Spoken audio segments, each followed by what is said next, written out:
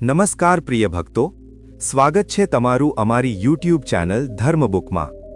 પ્રિય ભક્તો, શ્રીમદ ભગવદ્ ગીતા માત્ર એક ધર્મ માટે નથી, પરંતુ તેને ધરતીના દરેક મનુષ્યએ વાંચવી અને સમજવી જોઈએ, જેથી તે પોતાના જીવનમાં સુખ, શાંતિ અને સફળતા પ્રાપ્ત કરી શકે। એવું કહેવાય છે કે જે ઘરમાં ગીતાનો પાઠ દરરોજ વાંચવામાં કે સાંભળવામાં આવે છે, તે ઘરમાં ભગવાન શ્રી કૃષ્ણ આવતા રહે છે। શ્રીમદ ભગવદ્ ગીતા સાક્ષાત ભગવાનની દિવ્ય વાણી છે। તેની મહિમા અપાર છે, અમર્યાદિત છે। તેનું યથાર્થમાં વર્ણન કોઈ કરી શકતું નથી। શેષ, મહેશ એટલે કે શિવ અને ગણેશ પણ તેની મહિમાને સંપૂર્ણપણે કહી શકતા નથી, તો પછી મનુષ્યની તો વાત જ શું કરવી। ભગવદ્ ગીતામાં કુલ 18 અધ્યાય અને 700 શ્લોક છે, જેને બધા માટે વાંચી શકવું થોડું મુશ્કેલ છે। તેથી જ આજે આ ખૂબ જ ખાસ વિડીયોમાં આપણે શ્રીમદ ભગવદ્ ગીતાના 18 અધ્યાયના 700 શ્લોકોના સાર વિશે વાત કરીશું, જેને જાણીને તમે શ્રીમદ ભગવદ્ ગીતાનો સાચો અર્થ સમજી શકશો। તેથી આ વિચારોને તમે દરરોજ રાત્રે સૂતા પહેલા ચોક્કસ સાંભળો। તો ચાલો જાણીએ ભગવદ્ ગીતાના 700 શ્લોકોના સાર વિશે। ભગવાન શ્રી કૃષ્ણ કહે છે કે હે અર્જુન, હું બધા જ પ્રાણીઓના હૃદયમાં સ્થિત તેમનો આત્મા છું। સંપૂર્ણ પ્રાણીઓનો આદિ, મધ્ય અને અંત પણ હું જ છું। હું સૂર્ય છું, હું વેદોમાં સામવેદ છું, દેવોમાં ઇન્દ્ર છું, ઇન્દ્રિયોમાં મન છું, હું બ્રહ્મા છું, હું વિષ્ણુ છું, હું મહેશ છું, જળાશયોમાં હું સમુદ્ર છું, પર્વતોમાં હું હિમાલય છું। આ સંપૂર્ણ સંસારમાં તમે જે કંઈ પણ જોઈ શકો છો, તે બધું હું જ છું। કોઈ માણસ ભલે લાખ વસ્તુઓ જાણી લે, ભલે તે આખા જગતને જાણી લે, પરંતુ જો તે પોતાને જાણતો નથી, તો તે અજ્ઞાની છે। જો કોઈ તમને નકારી કાઢે તો ખરાબ ન લગાડવું, કારણ કે તેઓ ખરેખર તમારી કિંમત જાણતા નથી। જે સંબંધ આપણને રડાવી દે, તેનાથી વધુ ઊંડો કોઈ સંબંધ નથી, અને જે સંબંધ આપણને રડતા છોડી દે, તેનાથી નબળો કોઈ સંબંધ નથી। હંમેશા શાંત રહો। આનાથી તમે તમારા જીવનમાં પોતાને ખૂબ જ મજબૂત જોશો, કારણ કે લોખંડ ઠંડુ હોય ત્યારે જ મજબૂત હોય છે, પણ ગરમ હોય ત્યારે તેને કોઈ પણ આકારમાં ઢાળી શકાય છે। કોઈ પણ આપત્તિના સમયે આ 7 ગુણો તમને બચાવશે: તમારું જ્ઞાન, તમારી નમ્રતા, તમારી બુદ્ધિ, તમારામાં રહેલું સાહસ, તમારા સારા કર્મો, સાચું બોલવાની આદત અને ઈશ્વરમાં વિશ્વાસ। આત્મા હંમેશા જાણે છે કે શું સાચું છે અને શું ખોટું, પરંતુ મનુષ્યની સામે પડકાર તો મનને સમજવાનો હોય છે।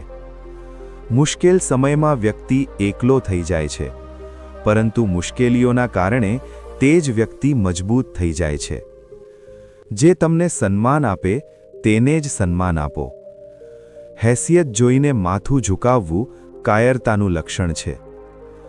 હે અર્જુન, જે ક્યારેય હર્ષિત થતો નથી, ન કોઈની સાથે દ્વેષ કરે છે, ન શોક કરે છે, ન કામના કરે છે, જે શુભ અને અશુભ સંપૂર્ણ કર્મોનો ત્યાગી છે, તે જ્ઞાની મનુષ્ય મને અતિ પ્રિય છે। મને પામવાના 3 માર્ગો છે: ધ્યાન યોગ, જ્ઞાન યોગ અને કર્મયોગ। અને આ બધામાં કર્મયોગ સૌથી પ્રધાન છે। કોઈના પર વિશ્વાસ કરવો હોય તો તેમની વાતો પર નહીં, પણ તેમની હરકતો પર ધ્યાન આપો। ગુસ્સાના સમયે થોડું રોકાઈ જવાથી અને ભૂલના સમયે થોડું ઝૂકી જવાથી જિંદગી વધુ સરળ થઈ જાય છે। ભગવાન શ્રી કૃષ્ણ કહે છે, જે મનુષ્ય મને જાણી લે છે, તે જન્મ મરણના બંધનોમાંથી મુક્ત થઈ જાય છે। જે મનુષ્ય ભગવદ્ ગીતાને વાંચીને તેના પર અમલ કરે છે, તેના બધા દુષ્કર્મોનો પ્રભાવ સમાપ્ત થઈ જાય છે। જે ભાગ્યમાં છે તે ભાગીને આવશે, અને જે ભાગ્યમાં નથી તે આવીને પણ ભાગી જશે। જે રીતે પવનના ઝોંકા હોડીને ભટકાવી દે છે, તે જ રીતે મનુષ્યની ઈચ્છાઓ બુદ્ધિને ભટકાવી દે છે। એક સમજદાર વ્યક્તિ તે જ છે જે બીજાઓને જોઈને તેમની વિશેષતાઓમાંથી શીખે છે, તેમની સાથે તુલના કે ઈર્ષા કરતો નથી। શસ્ત્રો માત્ર શરીરને જ ઘાયલ કરે છે, પરંતુ શબ્દો આત્માને પણ ઘાયલ કરી શકે છે। જે મનુષ્ય પોતાને પરમાત્માથી અલગ નથી સમજતો અને ન તો શરીર સાથે પોતાનો કોઈ સંબંધ માને છે, તે હંમેશા માટે જન્મ મરણથી મુક્તિ પામે છે। જે વ્યક્તિ આધ્યાત્મિક જાગૃતિના શિખર સુધી પહોંચી ચૂક્યા છે તેમનો માર્ગ નિસ્વાર્થ કર્મ છે, અને જે ભગવાનની સાથે સંયોજિત થઈ ચૂક્યા છે તેમનો માર્ગ સ્થિરતા અને શાંતિ છે. માનવ કલ્યાણ જ ભગવદ્ ગીતાનો મુખ્ય ઉદ્દેશ્ય છે. તેથી મનુષ્યએ પોતાના કર્તવ્યોનું પાલન કરતી વખતે માનવ કલ્યાણને પ્રાથમિકતા આપવી જોઈએ. શ્રી કૃષ્ણ કહે છે, જે તમારો સાથ આપે છે તમે તેનો સાથ આપો, જે તમને ધોખો આપે છે તમે તેનો ત્યાગ કરી દો. જે જગ્યાએ તમારું સન્માન ન હોય ત્યાં ક્યારેય જવું ન જોઈએ, નહીં તો લોકો તમને નબળા અને બેવકૂફ સમજશે. જ્યાં વરસાદ ન હોય ત્યાં પાક ખરાબ થઈ જાય છે, અને જ્યાં સંસ્કાર ન હોય ત્યાં પેઢી પણ ખરાબ થઈ જાય છે. જે લોકો એમ કહે છે કે મારી પાસે સમય નથી, અસલમાં તેમના ખાસ સંબંધોની ગણતરીમાં તમારું નામ જ નથી. હે અર્જુન, જે વાસ્તવિકતામાં મારા ઉત્કૃષ્ટ જન્મ અને ગતિવિધિઓને સમજે છે તે શરીર છોડ્યા પછી ફરી જન્મ લેતો નથી અને મારા પરમધામને પ્રાપ્ત થાય છે. તે વ્યક્તિ જે બધી ઈચ્છાઓનો ત્યાગ કરી દે છે અને હું અને મારુંની લાલસા અને ભાવનાઓથી મુક્ત થઈ જાય છે તેને અપાર શાંતિની પ્રાપ્તિ થાય છે. જે મનુષ્યની અંદર જ્ઞાનની કમી અને ઈશ્વરમાં શ્રદ્ધા નથી હોતી તે મનુષ્ય જીવનમાં ક્યારેય આનંદ અને સફળતા પ્રાપ્ત કરી શકતો નથી. ઈશ્વરે આપણને જે કંઈ પણ આપ્યું છે તે જ આપણા માટે પૂરતું છે, અને આ જ એક અટલ સત્ય પણ છે. સંયમ, સદાચાર, સ્નેહ અને સેવા આ ગુણ સત્સંગ વિના આવતા નથી. ઈશ્વરને કરેલી પ્રાર્થનાથી મનુષ્યની પરિસ્થિતિ કે તકદીર બદલાય કે ન બદલાય, પણ તે પ્રાર્થનાથી મનુષ્યના ચરિત્રમાં જરૂર બદલાવ આવે છે. વાત એટલી મધુર રાખો કે ક્યારેક પાછી પણ લેવી પડે તો તમને કડવી ન લાગે. પોતાનામાં થોડું સ્વાભિમાન હોવું જરૂરી છે, નહીં તો લોકો તમને ત્યાં પણ દબાવવાની કોશિશ કરશે જ્યાં તમારો અધિકાર છે. કોઈ એક મહાપુરુષ જ આત્માને આશ્ચર્યની જેમ જુએ છે, તેવો જ બીજો કોઈ મહાપુરુષ જ તેના તત્વનું આશ્ચર્યની જેમ વર્ણન કરે છે, તથા બીજો કોઈ અધિકારી પુરુષ જ તેને આશ્ચર્યની જેમ સાંભળે છે, અને કોઈ તો સાંભળીને પણ તેને જાણતો નથી. શ્રી કૃષ્ણ કહે છે, દુઃખ સુખને સમાન સમજવાવાળા જે ધીર પુરુષને આ ઇન્દ્રિયો અને વિષયોના સંયોગો વ્યાકુળ નથી કરતા તે મોક્ષને યોગ્ય હોય છે. જ્યાં સુધી તમે પોતે પોતાની જાતથી હારી ન જાઓ ત્યાં સુધી દુનિયાની કોઈ તાકાત તમને હરાવી શકતી નથી. નબળા તમે નહીં, તમારો સમય છે, અને સમય બધાનો બદલાય છે. તમે બસ પોતાનું કર્મ કરતા જાઓ. જેણે ક્યારેય સંકટ નથી જોયું તેને પોતાની તાકાતનો ક્યારેય અહેસાસ નહીં થાય. જે બીજાઓની તકલીફોને સમજે છે, જેમનામાં દયા છે, જે દિલથી સારા છે, તેમને ફરીથી જન્મ લેવો પડતો નથી. કોઈને કંઈક આપીને ઘમંડ ન કર. શું ખબર તું આપી રહ્યો છે કે પાછલા જન્મનું દેવું ચૂકવી રહ્યો છે. ઘમંડી મનુષ્યના વંશ, વૈભવ અને પ્રતિષ્ઠા ત્રણેય જતા રહે છે. વિશ્વાસ ન હોય તો રાવણ, કૌરવ અને કંસને જોઈ લો. ચૂપ રહેવાથી મોટો કોઈ જવાબ નથી, અને માફ કરી દેવાથી મોટી કોઈ સજા નથી. જે મનુષ્ય પાસે ધીરજની તાકાત છે તે મનુષ્યની તાકાતનો કોઈ મુકાબલો કરી શકતો નથી. આપણી વ્યર્થની ચિંતા અને મનનો ભય એક એવો રોગ હોય છે જેનાથી આપણી આત્મીય શક્તિ વિખેરાઈ જાય છે. મનુષ્યએ જીવનના પડકારોથી ભાગવું ન જોઈએ, અને ન તો ભાગ્ય અને ઈશ્વરની ઈચ્છા જેવા બહાનાઓનો ઉપયોગ કરવો જોઈએ. યજ્ઞથી બચેલા અન્નનું ભોજન કરનારા શ્રેષ્ઠ પુરુષો બધા પાપોમાંથી મુક્ત થઈ જાય છે, અને જે પાપી લોકો પોતાનું શરીર પોષણ કરવા માટે જ અન્ન પકાવે છે તેઓ તો પાપને જ ખાય છે. અર્થાત જે લોકો ઈશ્વરને યાદ કર્યા વિના પોતાના જીવતા રહેવામાં જ લાગેલા રહે છે તેમને ચોર સમજવા જોઈએ. કેવળ જ્ઞાન જ એક એવું અવિનાશી તત્વ છે જે ક્યાંય પણ કોઈ પણ અવસ્થામાં અને કોઈ પણ કાળમાં મનુષ્યનો સાથ છોડતું નથી. ધરતી પર જે પ્રકારે મોસમમાં બદલાવ આવે છે તે જ પ્રકારે જીવનમાં પણ સુખ દુઃખ આવતું જતું રહે છે. યુદ્ધ હોય કે જીવન, સફળતા ફક્ત 3 શસ્ત્રોથી પ્રાપ્ત થાય છે: ધર્મ, ધૈર્ય અને સાહસ. કોઈ પણ મનુષ્ય જન્મથી નહીં પણ પોતાના કર્મોથી મહાન બને છે. કંઈક મેળવવું હોય તો ખુદ પર ભરોસો કરો, કારણ કે સહારો ગમે તેટલો સાચો અને સારો હોય સાથ છોડી જ દે છે. મિત્ર ગરીબ છે કે અમીર તે મહત્વનું નથી, પરંતુ તે તમારા ખરાબ સમયમાં તમારો સાથ કેટલો આપે છે તે મહત્વનું છે. ધર્મ ભલે જે હોય, સારા ઇન્સાન બનો. હિસાબ આપણા કર્મનો થશે, ધર્મનો નહીં. ખુશી માટે કામ કરશો તો ખુશી નહીં મળે, પરંતુ ખુશ થઈને કામ કરશો તો ખુશી જરૂર મળશે. જ્યારે તમે બીજાઓ માટે સારું ઈચ્છો છો તો તે જ સારી વસ્તુઓ તમારા જીવનમાં પાછી આવે છે. આ જ પ્રકૃતિનો નિયમ છે. તમારું મૂલ્ય એનાથી નક્કી થતું નથી કે તમે શું છો. તે એનાથી નક્કી થાય છે કે તમે પોતાને શું બનાવવાની ક્ષમતા રાખો છો. હસતું મન અને હસતો ચહેરો આ જ સાચી સંપત્તિ છે. જેટલી રાહ તે તમારી પાસે જોવડાવી રહ્યો છે, સમય આવે તે એટલું આપશે કે તમે સંભાળી પણ નહીં શકો. કોઈ તમારો સાથ ન આપે તો નિરાશ ન થવું, કારણ કે પરમાત્માથી મોટો હમસફર કોઈ નથી હોતો. ખુશી આઝાદી પર નિર્ભર હોય છે, અને આઝાદી આ વાત પર નિર્ભર હોય છે કે તમે કેટલા સાહસી છો. વિશ્વાસ વગર આ દુનિયામાં કોઈ પણ સંબંધ વધુ સમય સુધી ટકી શકતો નથી. જો કોઈ ભૂલના કારણે ગઈકાલનો દિવસ દુઃખમાં વીત્યો તો તેને યાદ કરી આજનો દિવસ વ્યર્થ ન કરો. ઘણા એવા લોકો છે જે કર્મ કરતાં જ પરમસિદ્ધિને પ્રાપ્ત થયા હતા. જનક વગેરે જ્ઞાનીજનો પણ આસક્તિરહિત કર્મ દ્વારા જ પરમસિદ્ધિને પ્રાપ્ત થયા હતા. તેથી મનુષ્યએ હંમેશા સારા કર્મ કરવા જોઈએ અને ફળની અભિલાષાથી દૂર રહેવું જોઈએ. હે અર્જુન, મારા માટે આ ત્રણેય લોકમાં ન તો કોઈ કર્તવ્ય છે અને ન તો કોઈ વસ્તુ મેળવવા યોગ્ય છે. તેમ છતાં હું કર્મ કરતો રહીને મારા કર્તવ્યનું નિર્વાહ કરું છું. શ્રી કૃષ્ણ કહે છે, હે પાર્થ, જો હું કર્મોને કરવામાં સાવધાની ન રાખું તો મોટો અનર્થ થઈ જશે, કારણ કે મનુષ્યો બધી રીતે મારા જ માર્ગનું અનુસરણ કરે છે. આ દુનિયામાં હારેલા ઇન્સાનની, તકલીફમાં પડેલા ઇન્સાનની કોઈ મદદ કરતું નથી. આ જો કોઈ ઇન્સાન થોડોક સફળ થઈ જાય તો તેનાથી કોઈ ખુશ થતું નથી. એટલા માટે પોતાનું દુઃખ કોઈને ન જણાવો અને પોતાની ખુશી કોઈની આગળ ન જતાવો.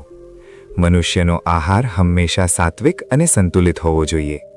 જે ઇન્સાનને એ સમજ નથી કે શું ખાવું જોઈએ, કેટલું ખાવું જોઈએ, ક્યાં ખાવું જોઈએ અને કેવી રીતે ખાવું જોઈએ, તે પરમાત્માને ક્યારેય પામી શકતો નથી. જે મંદબુદ્ધિ મનુષ્ય માત્ર દેખાડા માટે કહે છે કે તેણે બધી ઇન્દ્રિયોને વશમાં કરી લીધી છે, પરંતુ તે મનોમન તે ઇન્દ્રિયોના વિષયોનું ચિંતન કરતો રહે છે, તે મનુષ્ય મિથ્યાચારી અર્થાત ઢોંગી કહેવાય છે. જે પુરુષ પરંપરાથી ચાલતો નથી, સૃષ્ટિચક્રના નિયમોનું પાલન કરતો નથી, અર્થાત પોતાના કર્તવ્યનું પાલન કરતો નથી, તે ઇન્દ્રિયો દ્વારા ભોગોને ભોગવનારો પાપી પુરુષ વ્યર્થ જ જીવે છે. પરંતુ જે મનુષ્ય આત્મામાં જ હમણ કરનારો અને આત્મામાં જ તૃપ્ત તથા આત્મામાં જ સંતુષ્ટ હોય, તેના માટે કોઈ કર્તવ્ય નથી. આત્માનો મતલબ અહીં સૌથી મોટું સત્ય છે, અને જે સત્યને સમજે છે, સત્યમાં જ ખુશ થઈને સત્યમાં જ રહે છે, તેના માટે કોઈ કર્તવ્ય નથી. પરંતુ આવો કોઈ લાખો કરોડોમાં એક હોય છે.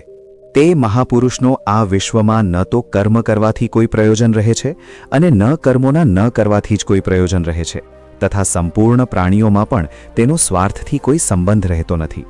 કહેવાનો સીધો મતલબ છે કે જેને પરમાત્મા મળી ચૂક્યા છે તે કોઈ બીજું કર્મ શા માટે કરે?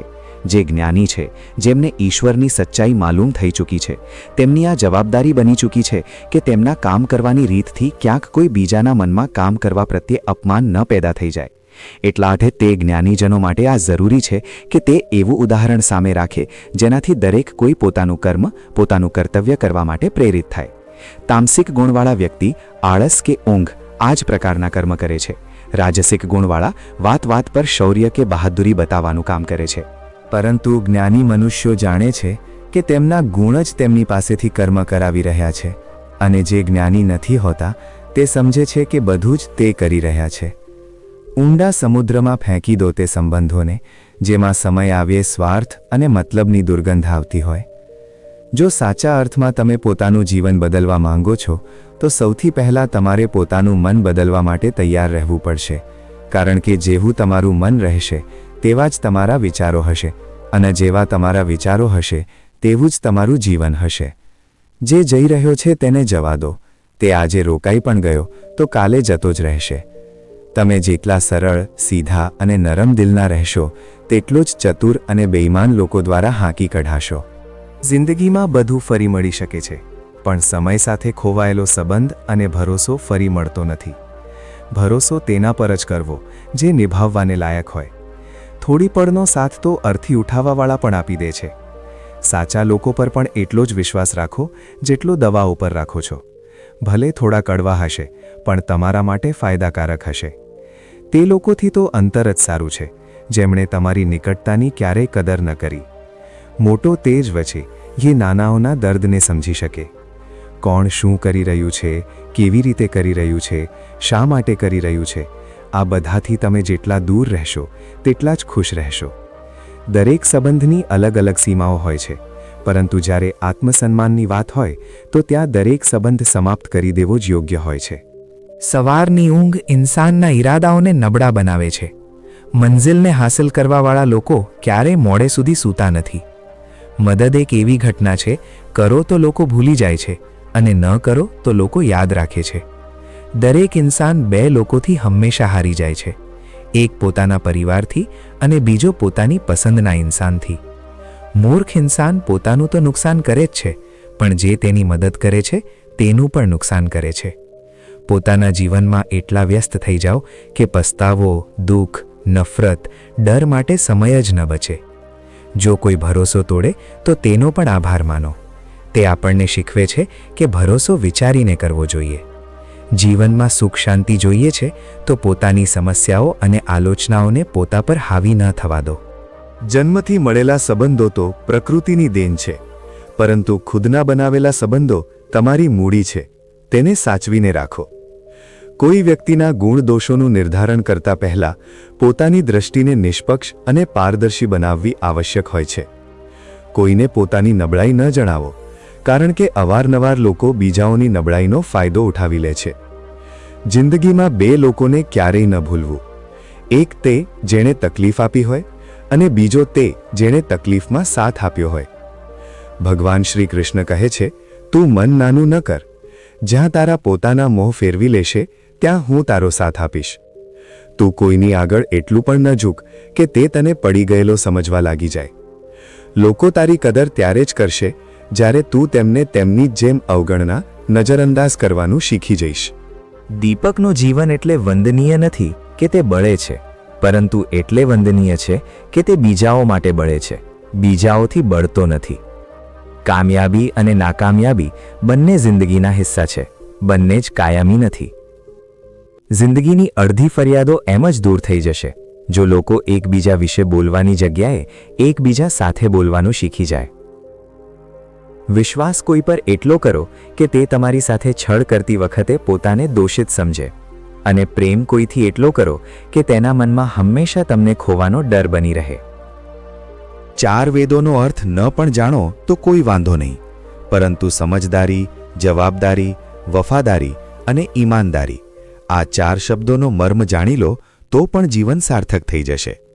સમબુદ્ધિયુક્ત પુરુષ પુણ્ય અને પાપ બંનેનો આ જ લોકમાં ત્યાગ કરી દે છે, અર્થાત તેનાથી મુક્ત થઈ જાય છે. જે કાળમાં તારી બુદ્ધિ મોહરૂપી દલદલને સારી રીતે પાર કરી જશે, તે સમયે તું સાંભળેલા અને સાંભળવામાં આવનારા આ લોક અને પરલોક સંબંધી બધા ભોગોથી વૈરાગ્યને પ્રાપ્ત થઈ જઈશ. હે અર્જુન, જે કાળમાં મનુષ્ય મનમાં સ્થિત સંપૂર્ણ કામનાઓનો સારી રીતે ત્યાગ કરી દે છે અને આત્માથી આત્મામાં જ સંતુષ્ટ રહે છે, તે કાળમાં તે સ્થિત પ્રજ્ઞ કહેવાય છે. દુઃખોની પ્રાપ્તિ થવા પર જેના મનમાં ઉદ્વેગ નથી થતો, સુખોની પ્રાપ્તિમાં જે સર્વથા સ્પૃહા રહિત છે તથા જેના રાગ, ભય અને ક્રોધ નષ્ટ થઈ ગયા છે, એવો મુનિ સ્થિર બુદ્ધિવાળો કહેવાય છે. જે પ્રકારે કાચબો ચારે બાજુથી પોતાના અંગોને સમેટી લે છે, તે જ રીતે જ્યારે પુરુષ ઇન્દ્રિયોના વિષયોથી ઇન્દ્રિયોને બધી રીતે હટાવી લે છે, ત્યારે તેની બુદ્ધિ સ્થિર છે એમ સમજવું જોઈએ. કોની સાથે, ક્યારે અને કેટલું બોલવું છે, જો તમે આ સમજી લીધું તો તમે તમારી જિંદગીના સાર્થક બની ચૂક્યા છો. કાન્હા કહે છે, જીવનમાં ક્યારે તક મળે તો કોઈના માટે સારથી બનજો, સ્વાર્થી નહીં. ધર્મથી ભરેલું હૃદય ધર્મનો પરામર્શ આપે છે અને અધર્મથી ભરેલું હૃદય અધર્મનો પરામર્શ આપે છે. ઇન્સાન એટલે દુઃખી નથી કે તે ઈશ્વરને નથી માનતો.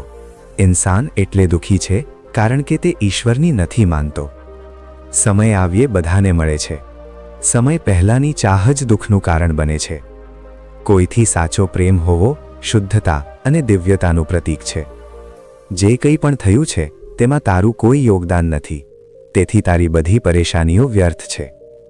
દરેક વસ્તુની શરૂઆત મારાથી થાય છે અને ખતમ પણ મારા પર આવીને જ થાય છે. ઇન્દ્રિયોથી મળતું સુખ સાચું હોતું નથી. ઇન્દ્રિયોનું સુખ પહેલાં તમને અમૃતની મીઠાશ આપશે, પરંતુ બાદમાં તમારો વિનાશ કરી દેશે. કાન્હા કહે છે, હે માનવ, તું તારા જીવનને સાર્થક બનાવી શકે છે, પરંતુ તેના માટે તારે મારા શરણમાં આવવું પડશે.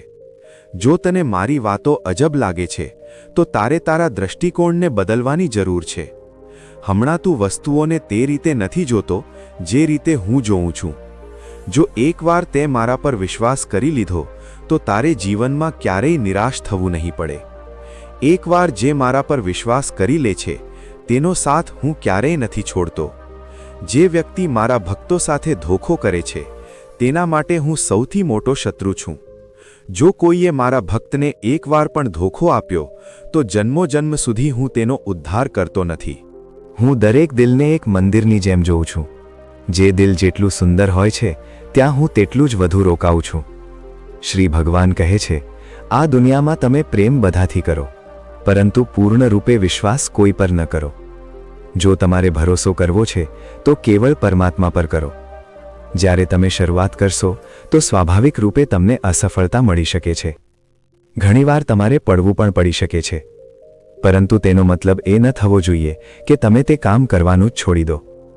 એક સમય આવશે જ્યારે તમે પરિપૂર્ણ થઈ જશો અને તમારા બધા કામ સફળ થઈ જશે. આ કામમાં હું હંમેશા તમારી સાથે ઊભો રહીશ. હું તમારા દરેક નાના મોટા કર્મમાં સાથ આપીશ.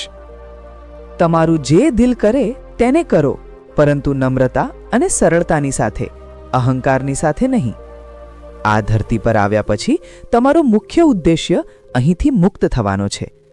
કેવળ તે જ મનુષ્ય મુક્ત થઈ શકે છે જે પોતાના કર્મોમાં દૃઢ સંકલ્પની સાથે સ્થિર છે અને સુખ દુઃખને સમાન રૂપે સહન કરે છે.